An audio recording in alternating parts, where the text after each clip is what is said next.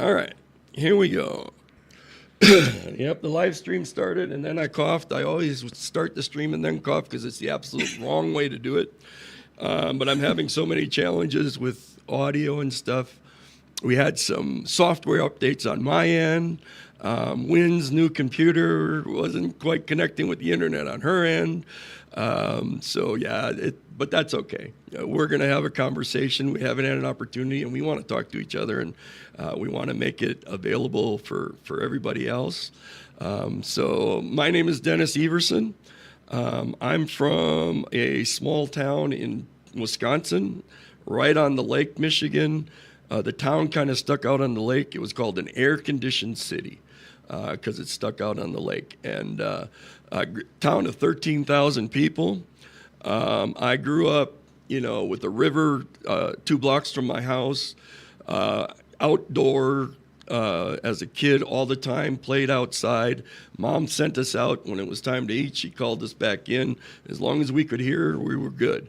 We could be on the block, down the block, swimming, whatever we were doing. It didn't matter. Summer, winter, and we had cold winters. We just dressed for it.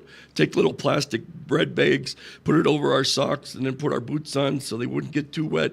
And then we had a potbelly stove down in the basement. We'd put wood in it, and we could hang up the clothes and watch the steam come off as all that snow came off. And so very much, a while back they talked about free-range kids, very much free-range, ran all over the place. So a totally different background than my friend here, Wen Chen. We met, you came on a show with Lynn Morris, shared about some of the things that were happening in your beloved country, China, a place that you absolutely love, people that you absolutely love. And I fell in love with your love for your people, for your culture, for your history.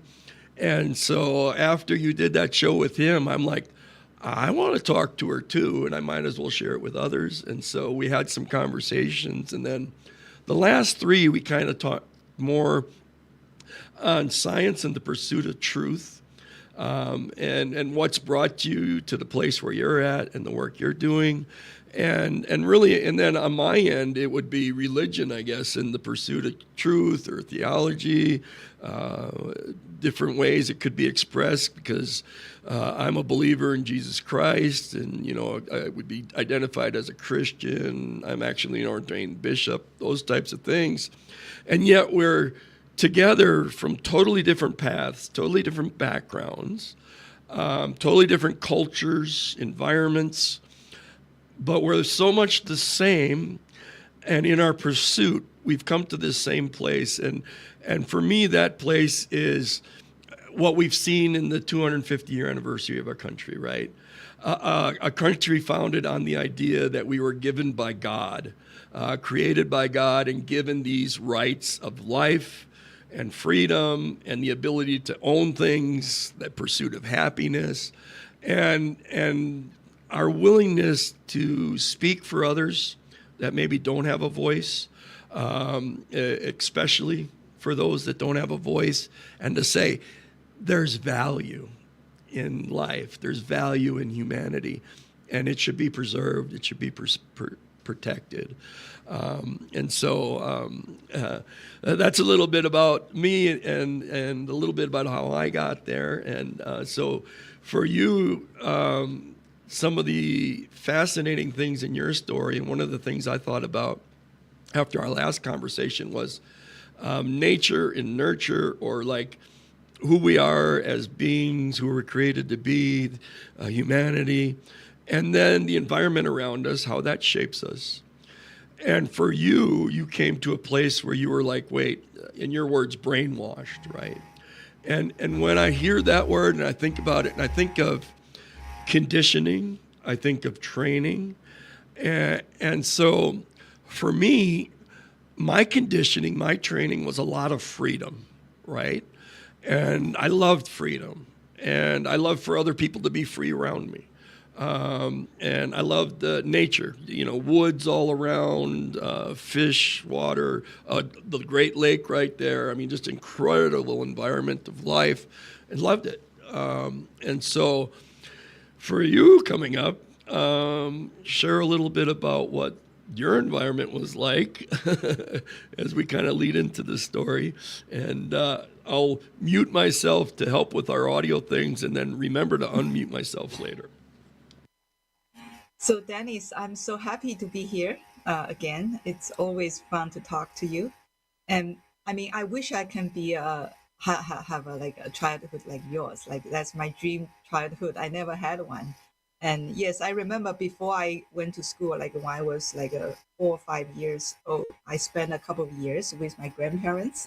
And I remember it was like in Fujian province across ocean to Taiwan. And it's like a mountain and ocean, and my grandpa used to take me to mountains to see nature every day. And he has goats. I just walked with the goats. And then I went to school. I was taken back to my parents, workplace. And then I just lost all of those. I had to go to school.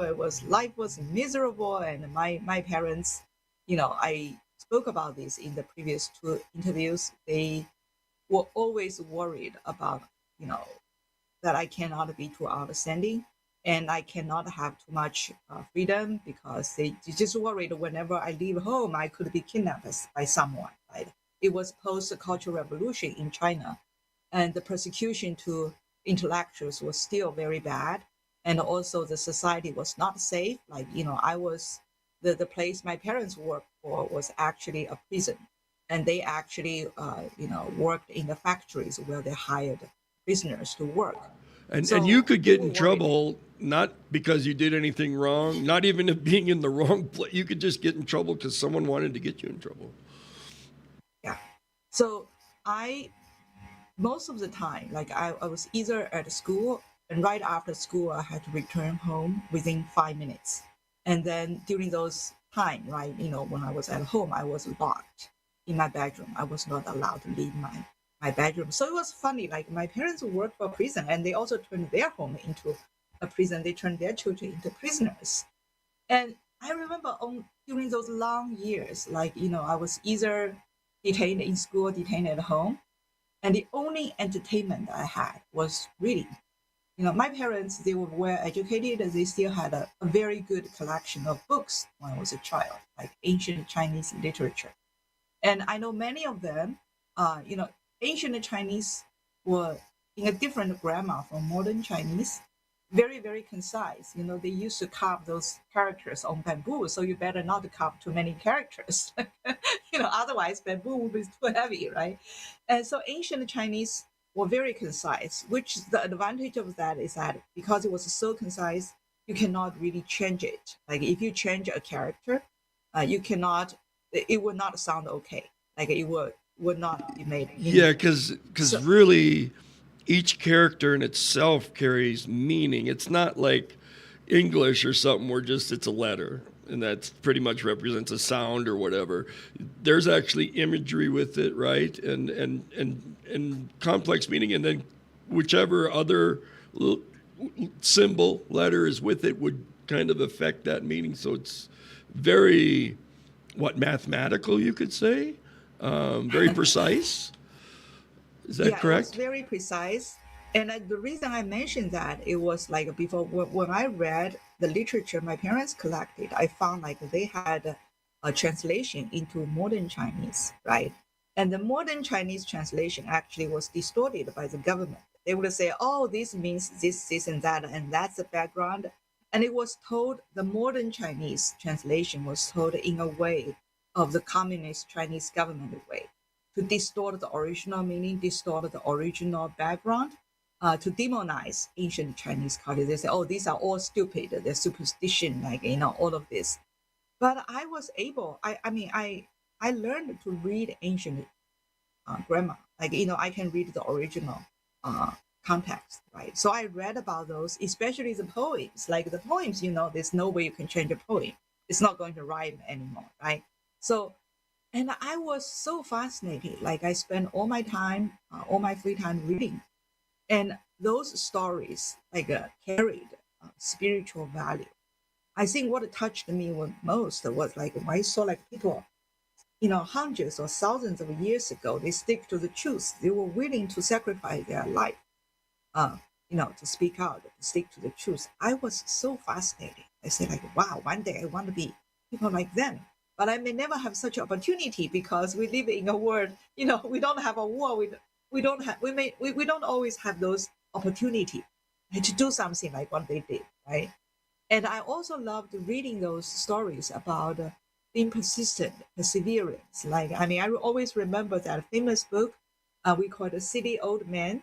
So the city old man lived in a mountain, and the mountains like blocked the village from outside world. So people lived a difficult life there because the resource cannot come into the village. So the city old man, started to move the mountain by just moving the rocks piece by piece. And people just laughed at him, said, like, no way you can move a mountain. You're just one old man. And he said, I'm going to do all I can do in this lifetime. My children will continue the mission. My grandchildren will continue the mission. And one day we will be able to move the mountain. And eventually, God, like a heavenly father, was touched by him. They just moved the mountain and split the mountain and made a road uh, available. And I was always fascinated by those stories. Like, see, like if you're persistent, right? If you stick to the truth, eventually the world will change. Not because of what you do, because it was ruled by there. God will see that and they will make it happen. And that was what motivated me in all those years, because that gave me hope. Well, and going back to the original language for you gave you a foundation, right? It Yeah. was a real solid foundation because it's not only the words, it's the reality of the history. And I think that's so important. That's one thing I would encourage people.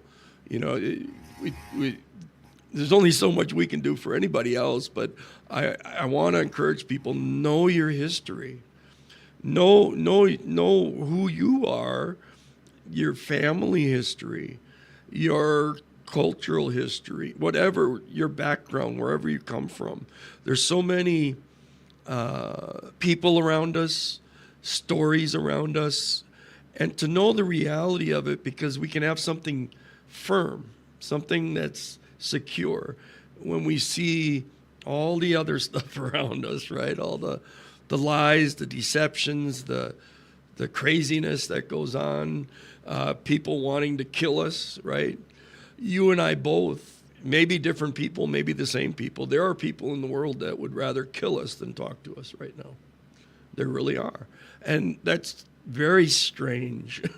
That's a very odd thing. But no matter what, having those foundations. So that's so beautiful that you had that ancient, the original writings that go back so far. And then you can know the people, right? And you can even learn more about them. So that's awesome. Yeah, when you read about those history, like you're learning about those people, right? Those fascinating people, who is just like willing to sacrifice themselves for others and made the whole world meaningful, right? And I just feel like very, very frustrated after I grew up a little bit older. Like, I went to college and look at around people surrounding me. I mean, I just don't see many people understand it. Like, they also, oh, that's just textbook. In reality, who can live like that, right? And for many years, I also feel like, okay, what's the meaning of the word if no one believes in the truth?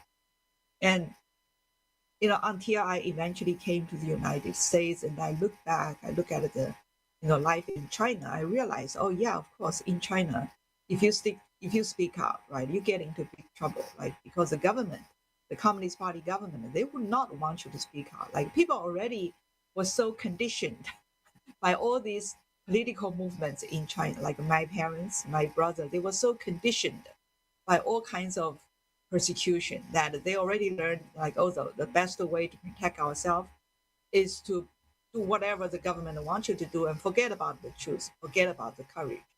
And they are used to living like this until And one if day they were hit. yeah, right. And if you really sell into it, if you really go with that group, you can get some pretty good rewards for a little while, and until you don't. Yeah, for a little while until you don't.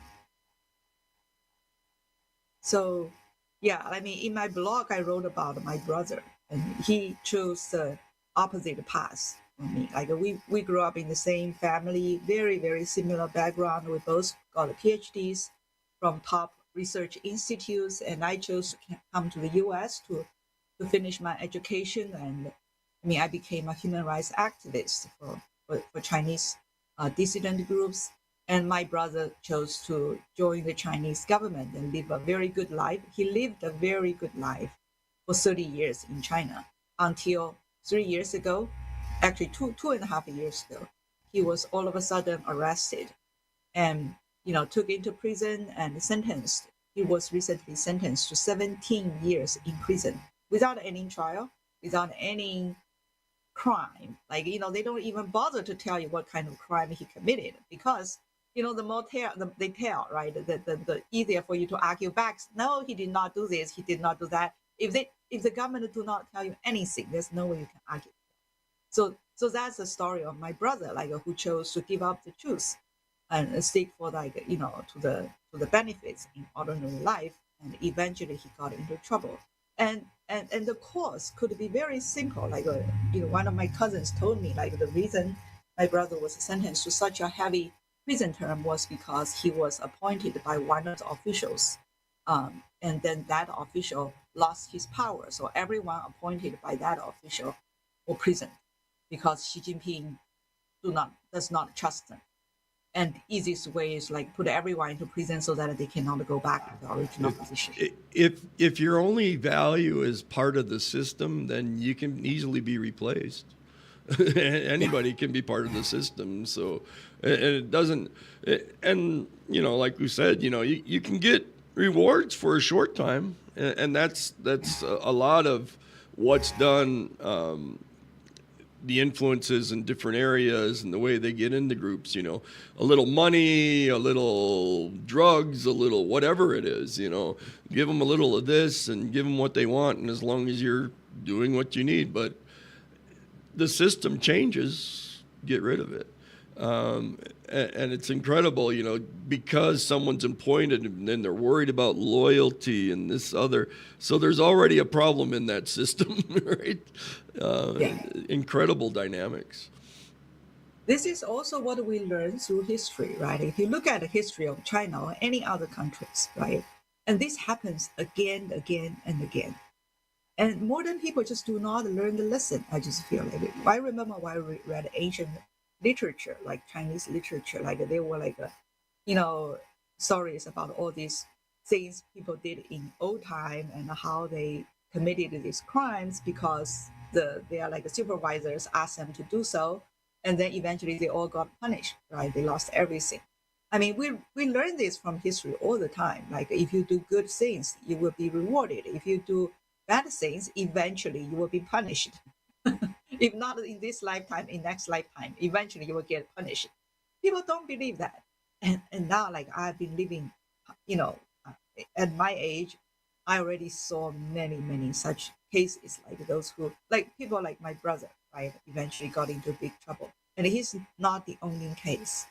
So I would say like that is what I learned in my journey, like since childhood. I learned all these values from traditional Chinese literature because in China we don't really have a religion system or anything. I was not able to access much of those. If I can access any, they were distorted as well. I think in one of the episodes I told you about how the Chinese government uh, like infiltrated into religion and changed them. Like for example, like they can they have like a government Christian churches and then they teach communism there. And you go there, you thought you're Christian, but actually you're not a Christian. Right? They do the same in Buddhism. And to Buddhist temples, to Taoist temples, to all religion, if they say, okay, you have a system, they would send party members there to dominate your religion and convert your religion into something else. Dennis, you're still muted. You are still muted. Oh, it's all control. So the government has to control everything. Thank you. Good job. And in religion, you look at how government everywhere, even recently, with the newest pope coming in, there were cardinals that were there that were,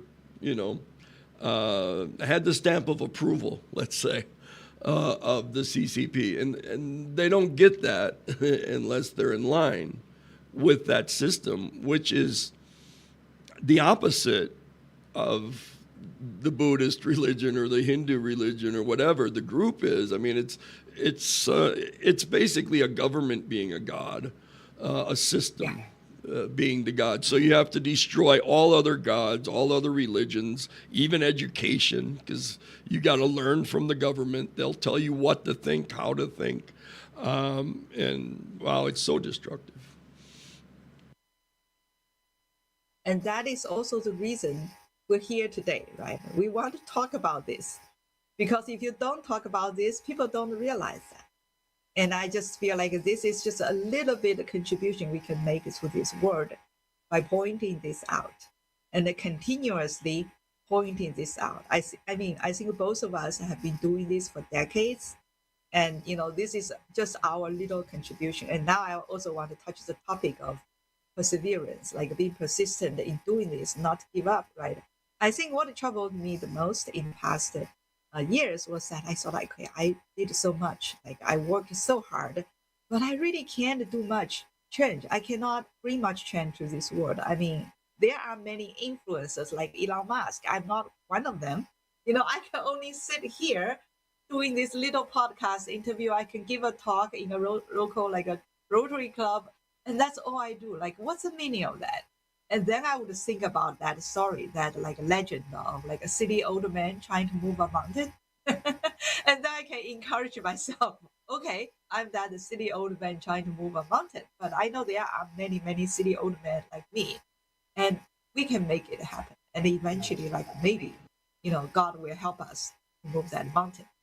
I think about, when you were in Topeka recently and we were able to meet over there, you had mentioned that you spoke to someone that still believed that COVID was like from the wet market and stuff. And, just being able to just help people learn a little bit. And that's just really a symptom of the problem, right? We have such an environment around us now that we are bombarded by propaganda, or you could call it advertising, influencer, right? All these things and now with technology, with the advanced algorithms that they call artificial intelligence, these things, they're able to take the data and I've told people for a few years now, there's an item in a warehouse waiting to be shipped to your house. When you buy it, they're just waiting to tell you that you're going to buy it. And when they tell you to buy it, they're going to ship it to you. They're all ready. I mean, that's the kind of control. And we love to think that we're not controlled, but they know what, next thing to feed you. And you look at people and they get caught in the scrolling on these screens, and you look at the data companies behind it, the ways they're using it to influence. There was Roku recently was bought out. And the whole reason it was bought was so that a streaming service could use it to advertise, figure out what people's watching, when they like to watch it. I mean, not only what you watch, what time you watch it.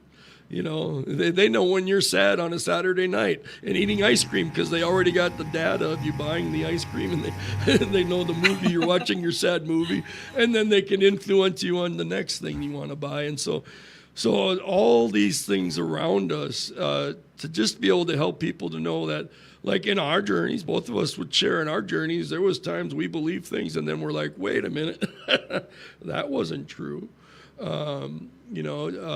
So just helping people to say, look around you, learn the truth. It's kind of ironic that Fauci's autobiography just came out too. But I laughed when I heard that yesterday. I'm like, oh, really? Yeah, I just feel like the good thing about truth is like once you know the truth, you eventually like know like there's no way they can fool you again, right? And this is the beauty of it. Like you can brainwash someone, lie to someone for a long time, but once the victim learned the truth, you cannot turn it back anymore. It's like most of the cases. You're still muted, Dennis. Oh no, I was just agreeing with you. Yeah, and then so the biggest way, I guess, for you, well, let me just go on a little side thing for a moment. I love the beauty of creation for me because I see it as word based creation, not science based, but word based. So came out of God speaking and seeing. And so when I hear about the words that you're able to go to, the ancient language and how powerful that is, and now we're in a time where we have these, I call them advanced algorithms imitating intelligence, AAII, or they call it artificial intelligence. It's not really intelligent, but it's a word-based system, right? They use the large language model is the biggest one that we're seeing, and how it's changing everything. And of course, for me, in scripture, you go to the Tower of Babel. There was one language, and man was building this big tower, this big monument to himself, and going to be great. And, they're going to be better than God and all this stuff. And God confounded the languages then. And now all of a sudden, language is coming together and being used in powerful ways. And to me, it's very ironic because man always tries to control God, tell God how he's supposed to act, what he's supposed to do, all these kinds of things. As a created being doing that, and I absolutely have no doubt we're created. I see it everywhere. But as a created being, trying to take our creator and make him into our own image, trying to control him. And now, as a created being, man has made this artificial thing, created this thing that is going to already more and more controlling man and becoming God. Well, what should we do? What decision should we make? Well, ask the AI. It can make a better decision than me. How do I process its data? It can do it better. Let it control. And of course, then you also have the nefarious side of also man that wants to control other man and using that. And it's an incredible thing that as a created being, we try to control God. Now we've made a created thing that's becoming our God, that's becoming a control around us. And that's why I think it's so important to have those foundations, those histories, the knowledge of what people have really done, that we can learn from history. The good and the bad, right? we need to know it. What are these ideas, these philosophies, these ways of life that didn't end well for anybody, and what are the ones that do end well for others, that are productive? And we can see good and bad, or life and death, I think. On the biology side, there are definitely things that are productive for an environment and very destructive to the environment, those types of things. Yeah, if we come back to talk about the topic of nature, right? I believe that Mother Nature always have the solution. I mean, we are just trying to do our best as human beings, like not to get into trouble, right? Not to distract ourselves. I think that's the whole purpose of us living here. Like we don't want to, to like destroy ourselves, like because of a stupid action, right? Like AI is one of the problems. You can see like artificial intelligence created all this false information and like brainwash people or mislead people, and they eventually get into trouble. Like I've heard cases like people believed in the medical advice from Chat GPT, and then had to file lawsuits against OpenAI. We probably will hear more and more cases like that, right? Like you believe in the wrong source of information because you fully trusted that. And also, I mean, as a biologist, I'm probably like more familiar with those cases of like people trying to play God, like by doing gene therapy, do like genetically modified baby, and it's just the fact is like life is so complicated, more complicated than anyone can imagine. But there's always some scientists so like they can manipulate that, they can control that, but they actually can't. So a recent case was published in a science magazine that in China there was a team of doctors, medical doctors, who did gene therapy to a 6-year-old girl, injected like trillions of virus into her brain, trying to fix, like a genetic disease of her, and she died in a week. And that medical team just hid this case for like 2 years. They actually got money from the girl's family for this kind of so-called treatment. It was actually a like one person clinical trial to test whether their hypothesis was right. They said they claimed to the parents of that little girl, say they did this in mouse, they did it in monkey, and all worked, right? They said, okay, since mouse and the monkey can work, your daughter, well, we can also fix her. And the parents like contribute like $860,000 for that treatment, and their daughter died. And then those Chinese medical research team, like they hid these facts and published the big articles on Nature. That's another magazine run by UK, was also a world leading science magazine.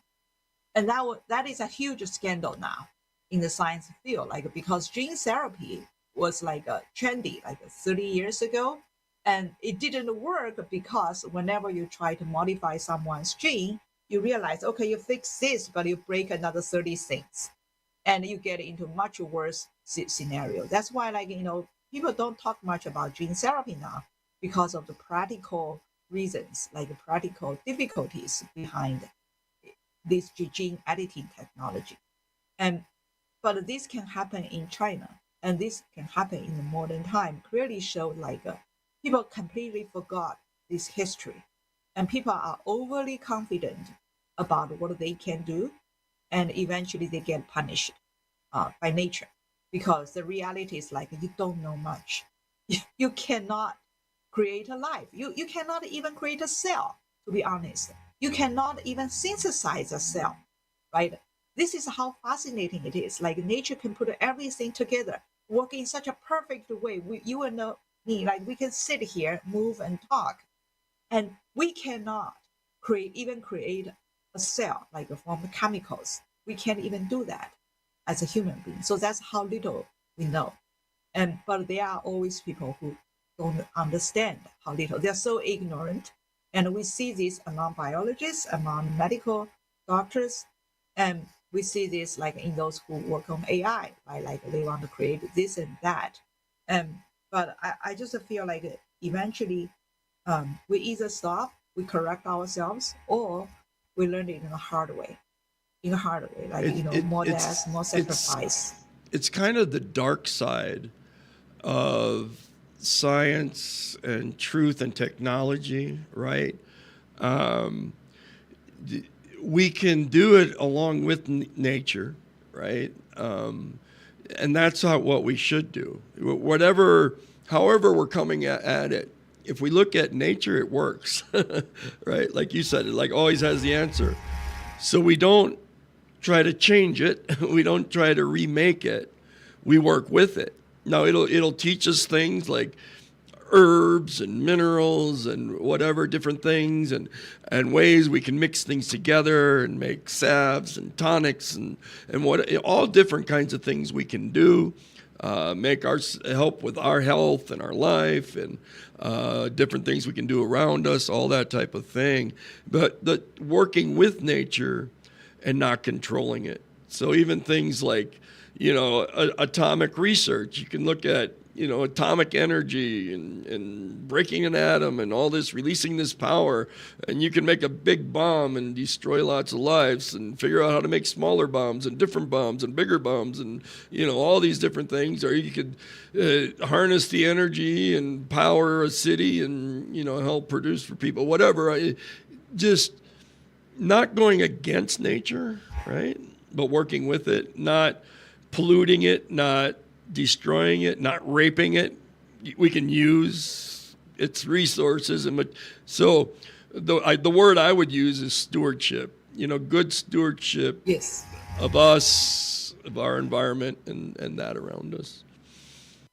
Totally agree. Like including artificial intelligence, right? I just feel like the stewardship is very important. Like yes, chat, AI can give you medical advice, but someone has to approve it.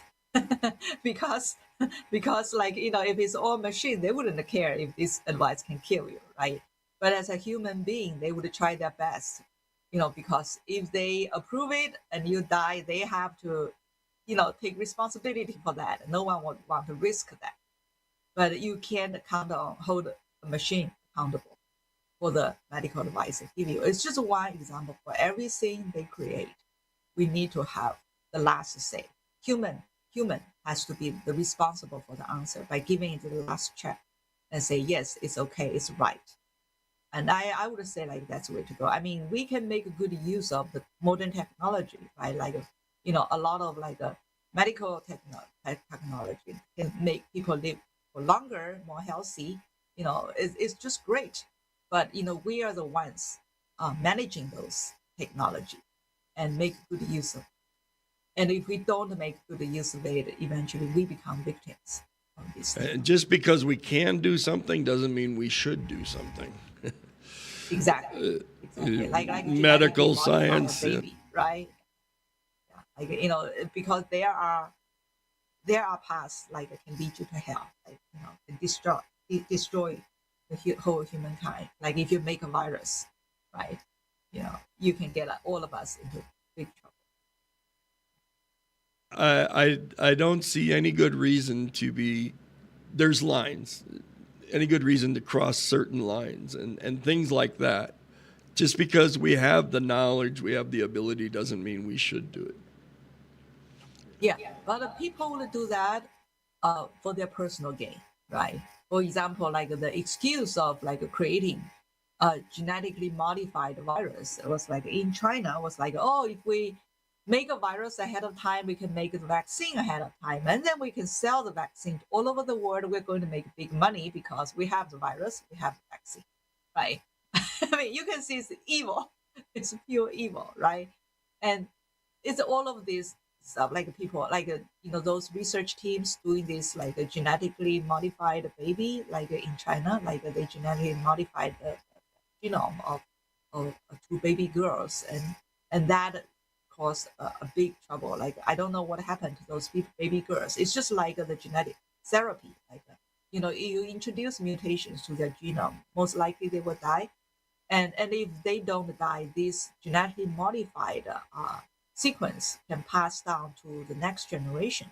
And you don't know if many of those accumulate for generations, that may eventually cause terminal diseases in human beings, and that can cause to the end of this race, human race. So all of this, like, but the people when they did it, they just do it for fame, for money, for personal gain. And that's also why we, as bystanders, we need to speak out, right? If you see some problem, you say, hey, this is not right, right? All of us have to speak out. And then it's also the time for us to say, okay, can you stick to the truth? Can you continue to speak the truth? After 20, 30 years, no one listened. Would you continue to speak the truth?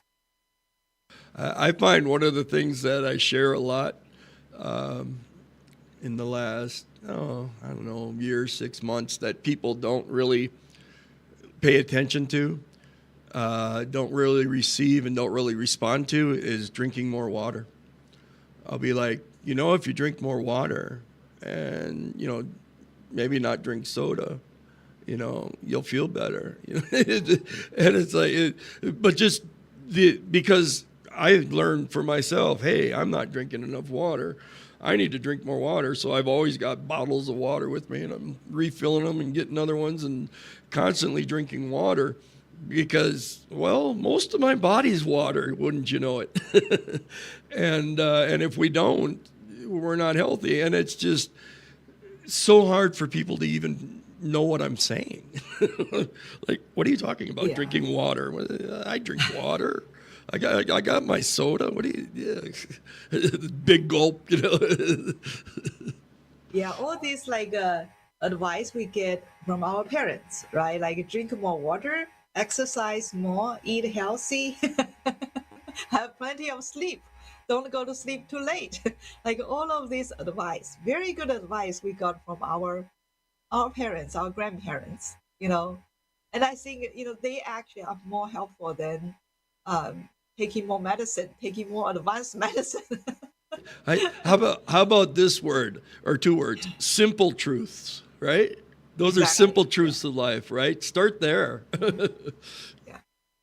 Keep your fit. Like all those, like, you don't really need to spend money of that. I would say it's a lifestyle. Change your lifestyle. This can all help. Like just start from little things in your life, like start drinking more water. Have a habit. Like, I would suggest like make more tea for yourself. Tea leaves. Oh, and there's so many different kinds and different benefits that you can get from the teas. You can grow some of your own leaves. Wonderful. Yeah, and herb teas, like Yeah. not just tea itself, but also herb tea. There are like zillions type of herb teas, and many of them have medical benefits. Like you always choose the right herb tea according to your need, right? According to your mood, like however you like it, and that's also a good way to encourage yourself to drink more water. And so this is, I think, part of what I'll just focus on. That we'll probably, I think we're getting ready to close out maybe, but just look at, so started talking about like nature and nurture. So there's these systems around us, there's these ideas around us that teach us, control us, influence us. We can find some of those real solid things in our lives, right? So some of those things we learned from our parents. Wash your hands. Good idea. You can know the truth. You'll be healthier. People around you will be healthier. Wash your hands. Brush your teeth. These types of things. Your teeth will last longer. I didn't do good with that myself. Just sleep when you're supposed to sleep, right? Eat healthy food.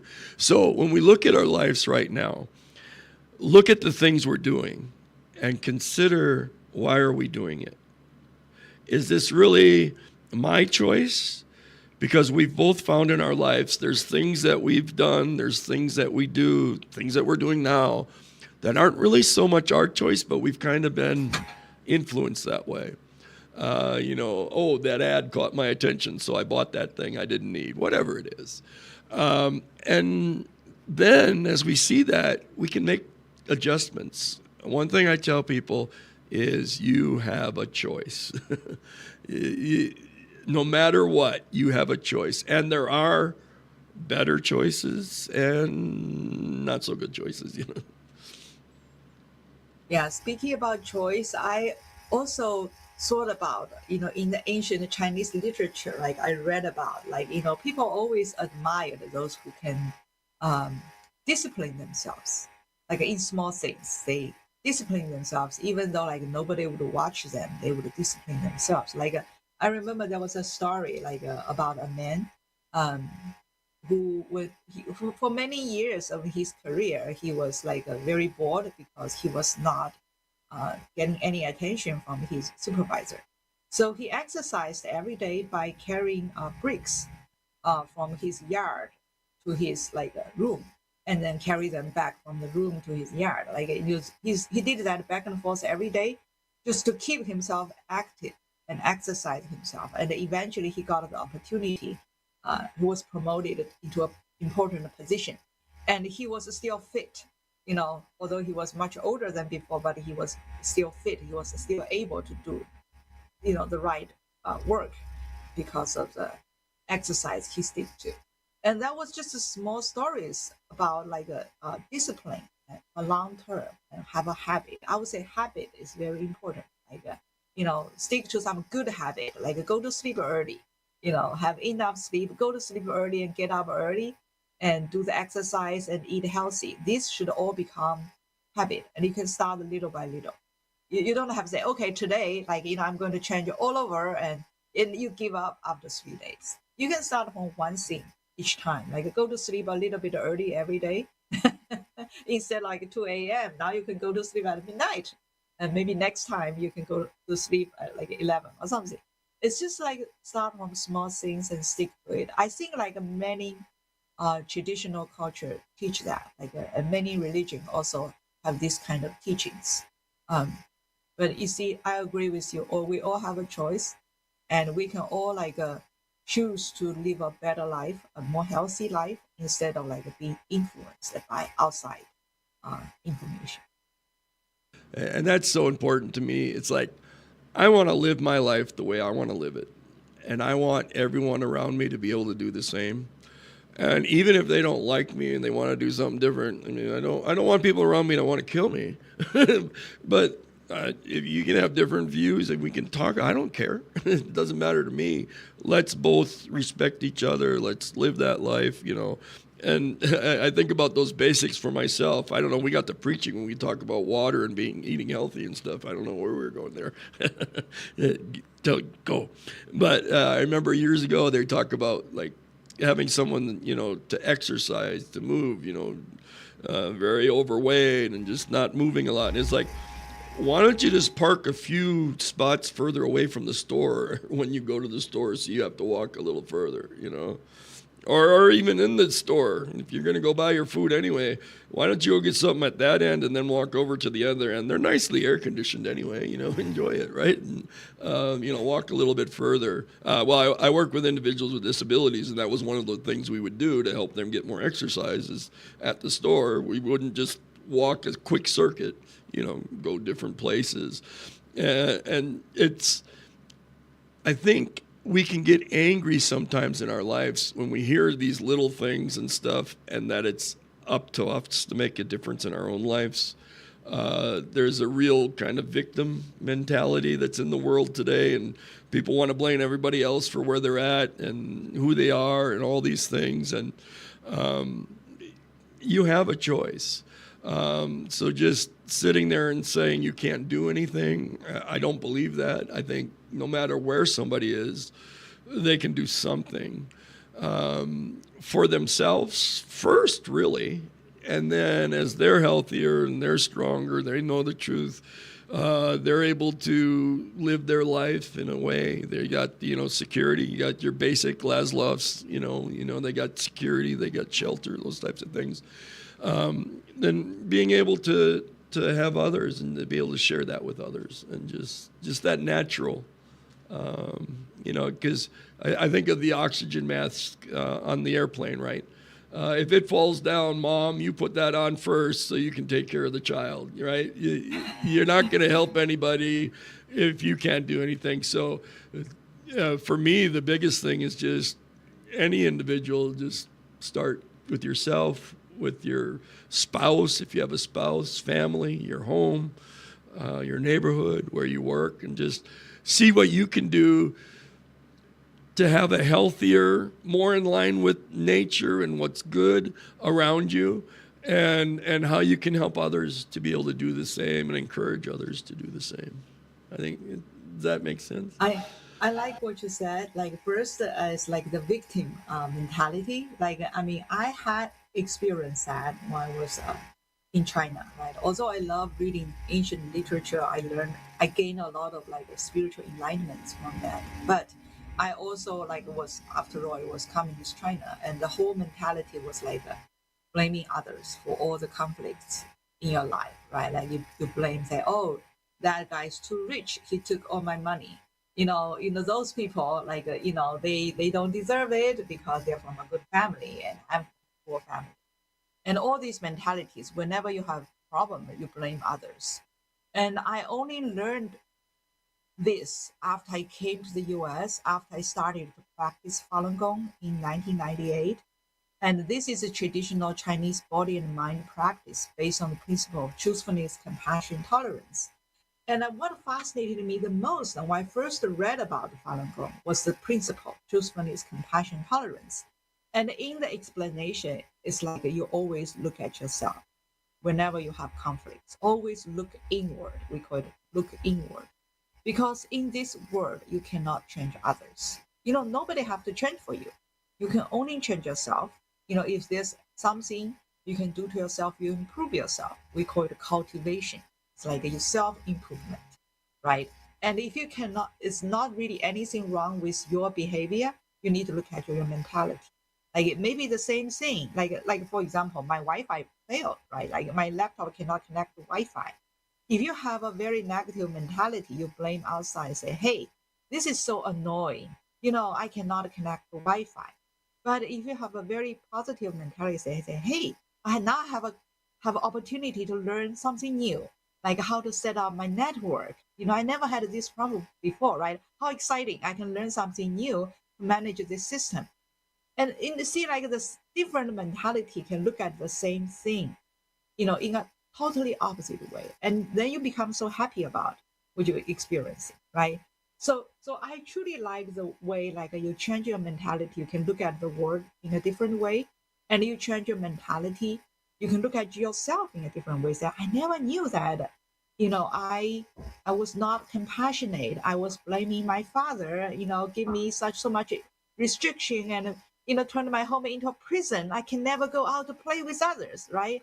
But I can also change my mentality. I can understand what he went through as an intellectual post Cultural Revolution. Like he almost died from the persecution, and he was worried about me, right? And that was the best action he can take to protect me. And who knows, maybe if I went out, right, I could have been killed by someone, right? And the whole thing about keeping me detained at home was miserable, but also gave me the opportunity to explore ancient Chinese literature. So, nobody can ask for everything in this world. You gain something, you lose something. But if you change your mentality, you can look at it in a very positive way. You can have the compassion for others who put you into that situation. And you can be grateful for what you already have. And I think that's the best we can give to ourselves. I mean, the truth and compassion and also tolerance. And that's where the battle really is in our minds. It's in our thoughts, because the different thoughts we have changes how we interpret what we're seeing, the perceptions that we have. And so it's so important for our minds to have a firm foundation. So consider who's teaching us, right? Consider where we're learning from. What's our source that we're getting things from? I can give you a hint. The modern news media is not going to be a good source. I mean, a TV series is not going to be a good source, right? So what's forming our thoughts? Because our thoughts are formed in some way, and we have a consciousness. We're able to make decisions. So again, we have choice, we have control with our thoughts, right? Just because someone tells us something doesn't mean we have to accept it or reject it. We have a choice. The breaking down that control, kind of that brainwashing thing, is taking away that choice and saying, this is what you believe, this is what it's going to be. And that's really the time we're in, throughout our culture, all around the world, being influenced by all these other things. So consider your sources, consider your thoughts, look to ancient writings, great place to look, history, those types of things. And I really encourage people to learn your personal history. Why are you where you're at right now? Consider that. The town you're in. Even if you're a young person, why did your parents move there? Why are you in that neighborhood? You can learn things, and then you can look around you and you can see these are the things that are good. These are the things that are healthy, and encourage those things, be part of that. And the things that aren't, make a difference in those areas. Yeah, I love the part about history, because whatever history was long, right? Whatever the story was left was the most brilliant part of it, or the worst lesson you remember. Otherwise, people forget about it, right? Like the reason they stay, all these legends can last because they have some value, right? Like, you admire those good people who did good deeds, and all those bad people who suffered, right? Like, you learn from them. I mean, we are talking about history, then we're talking about all the wisdom accumulated for thousands of years, and not only like for for like those big, brilliant, famous people, but also from your own family, like your parents, your grandparents, your great grandparents. What did they do? Like in their whole life, like for like 80, 70 years, like what is the best lesson you gain from them? Like I think each person in their life journey, they have gained some wisdom. And if we can learn from their wisdom, I think that's the best benefit we can give ourselves. That's awesome. Well, I think we're going to end just before the hour. So getting ready to close out. So any last thoughts you have? It's been wonderful. I just feel like I think the last thought is like stick to the little progress you can make. Like, park a few blocks further and walk to your like, grocery shopping place. I mean, now I walk to work every day, right? It's just 30-minute walk, but I enjoy it very much once it become a habit. So enjoy all the little progress you get closer to the truth and stick to it and don't give up. I think that's the best encouragement we can give, a best gift we can give to ourselves. And the beauty, and I agree with that 100%. And the beauty of it is, we're not sharing this with others, saying we've made it to this point, right? We're in the process ourselves. So for yourself, even today, the Wi-Fi not working, the other computer, and turning it, demonstrating what we're talking about, right? My knee, probably I need to have surgery on it, but right now I'm going to work it. I'm going to build up the muscles, going to the fitness, riding my bike that I hadn't rode in 20 years or whatever. I got a long way to go, but making choices. So that's why I like the idea of the journey of truth. We're both still on it, still working it, and we can encourage each other to keep doing it. So thank you. Yeah, can I share with you my last favorite quote in Yes, Chinese please. literature, ancient Chinese literature? So it translated to English basically means cultivate yourself, make yourself a better person. And then once you have yourself as a better person, a good person, you can bring balance to your family. You're going to have a good family. And once you have a good family, you can run a good country because a country is like a big family. And once you can run a good country, you are going to bring peace to the world because the world is run by many, many good countries.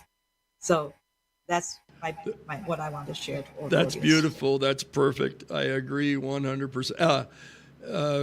There was an old commercial in America, and they said ancient Chinese secret. So, Yes. but it's actually wisdom. Yeah, wisdom goes across language and culture. So, all right, I am stopping the stream.